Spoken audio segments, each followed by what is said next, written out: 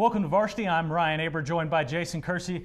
Jason, already to week 9. It seems like this season has gone by really fast, but yet again, some big-time matchups this week. None bigger than in Broken Arrow. Jinx faces Broken Arrow with the district title on the line. Oh yeah, this is a huge one. By far the #1 game in the state, I think. Broken Arrow is coming off a pretty shaky win against Norman that not very many people expected, 2 weeks after blowing Southmore out.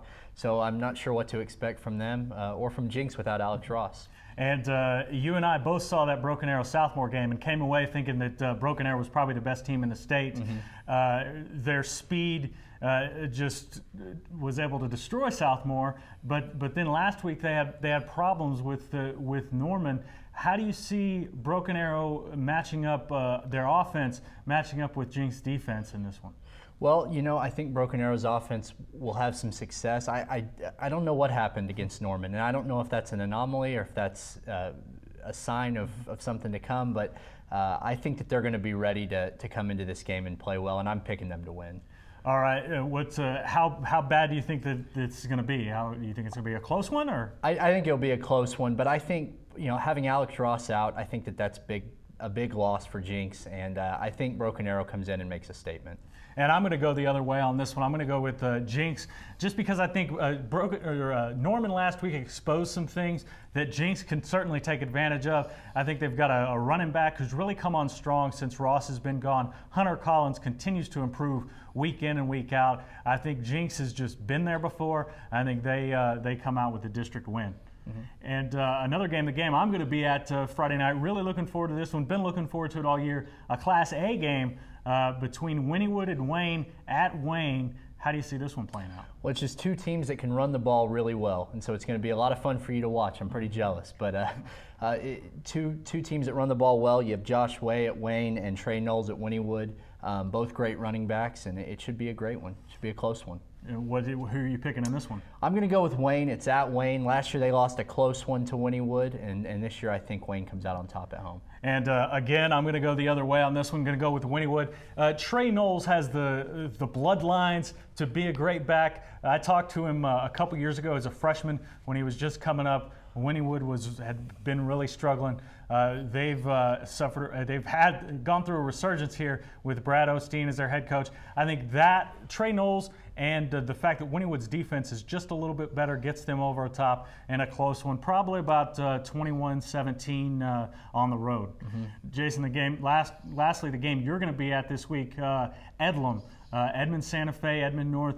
Edmond North had been undefeated and was in the driver's seat until last week when they fell to Lawton. Edmond Santa Fe now is undefeated in district, so they win this game. They're the district champions. Mm-hmm. What do you see looking for this one? Well, I think this is going to be a great one. Like you said about Wynnewood Wayne, this is one I've been looking forward to all year. Edmond North comes in off a really tough loss to Lawton, a close one. They got way down in the first half.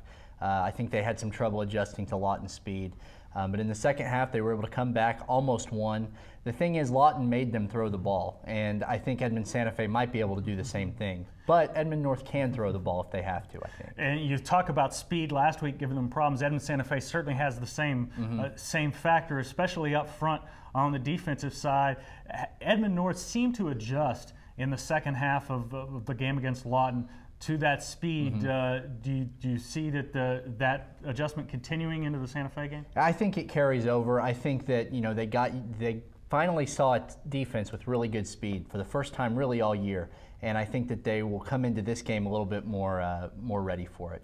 And then another thing for Santa Fe on offense versus Edmond North's defense, Edmond Santa Fe can run the ball a little bit more effectively than Lawton could last week without Ivan Thomas in the lineup. Lawton was forced to throw. Now they did that with Demarius Little, but Santa Fe has some weapons through the air too. How do you see Edmond North's defense, which has been so successful all year, handling the Santa Fe offense?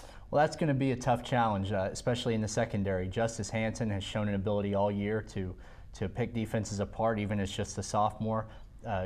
Trevin Smith, Trey Kelly, they have some great weapons.